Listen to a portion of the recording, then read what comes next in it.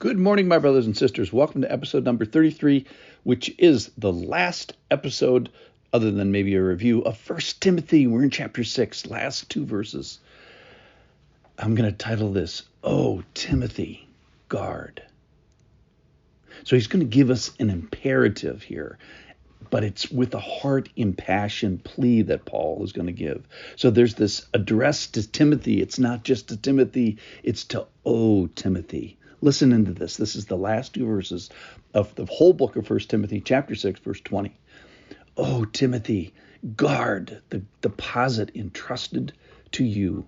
Avoid the irreverent babble and contradiction of what is falsely called knowledge, for by professing it some have swerved from the faith.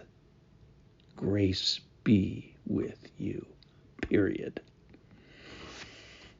This reminds me of a passage in First Thessalonians chapter 2, verse 7.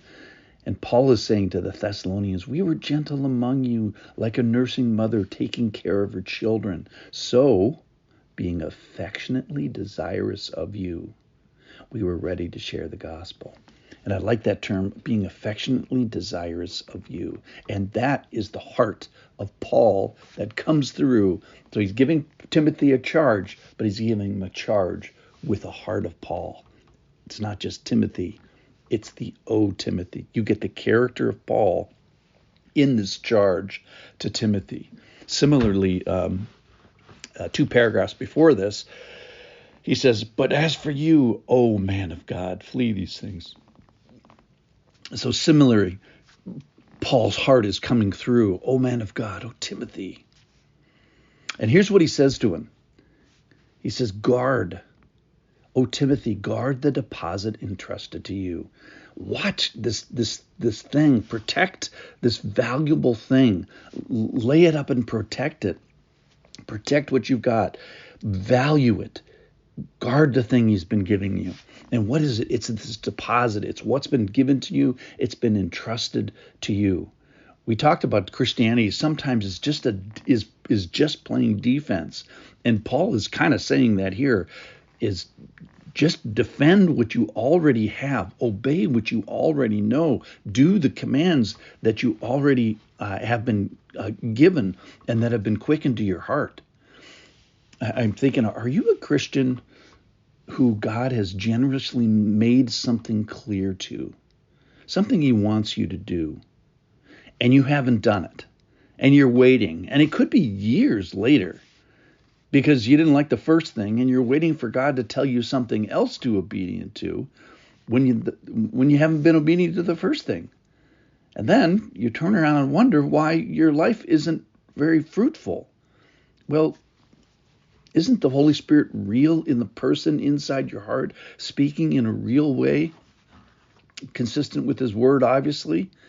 And we're supposed to obey what we already know. So, Lord, help me in this battle, not necessarily the next one. So just the defense of the territory we already have. And then he says, oh, Timothy, guard the deposit entrusted to you. Timothy has been entrusted with a message. And later in 2 Timothy chapter 2, verse 2, Paul is going to talk about this entrusting process. And he's going to tell Timothy in another letter, what you have heard from me in the presence of many witnesses, entrust to faithful men who will be able to teach others also. So Paul is saying, I want you to do the same thing I'm doing to you. Do it to the next generation. So I have identified you as a faithful man, and I have entrusted to you this great gospel. And you, likewise, are going to be looking for faithful men to entrust, pour the gospel into, entrust to faithful men who will be able to teach others. So if Paul is generation 2, let's say, and Timothy is generation 3, Timothy is supposed to be looking for generation 4. And who knows what generation we're on now, 28 or something like that. Think of all the people who have been faithful in lines before you. So he's saying to him, be aware of the value that you have here. I look for you. I look for a faithful man. I entrusted the message to you. And, oh, Timothy, be careful with it. And if you were God, I don't think you'd ever do this. It's like, what's Jesus's plan? I know I got these 12 guys, 11 guys. And so this process of identifying and trusting and having that person guarded and value, and then he's going to say here, avoid and don't swerve, and then entrust it to somebody else. Oh, Timothy, guard the deposit and trust you. Avoid these things, for by professing some of these knuckleheaded thoughts, some have swerved from the faith. They've deviated, departed, they've lost their way. So you get the sense here, this is life and death. These false teachers have made a shipwreck of their faith.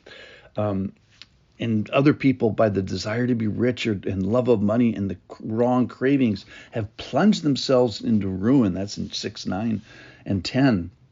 They pierced themselves with many pangs. Similarly here, he says, don't swerve. Don't make a shipwreck. Don't pierce yourself. So start by guarding and valuing and obeying the things that have been entrusted to you, and don't go off the mark. So in conclusion of this, as well as the conclusion of this letter, Paul is saying, value what you have, obey what you know, and Lord, please help us with this. I don't mean to be cavalier about this. I just mean to be obedient. And let's guard and protect what we already have. Let's treasure the thing that's already been entrusted to this. And Paul knows this, this is tricky and difficult, and he has this passion for Timothy. The heart of Paul comes through here. It's, oh, Timothy, and I've entrusted this with you. Just like Paul has been doing the same with Tychicus and Silas and John Mark. So I've identified you as faithful, and now you have been entrusted. Please, Timothy, value what you've got, guard what you've got, and then repeat as less as necessary over the generation. Timothy, guard. This is the end of 1 Timothy.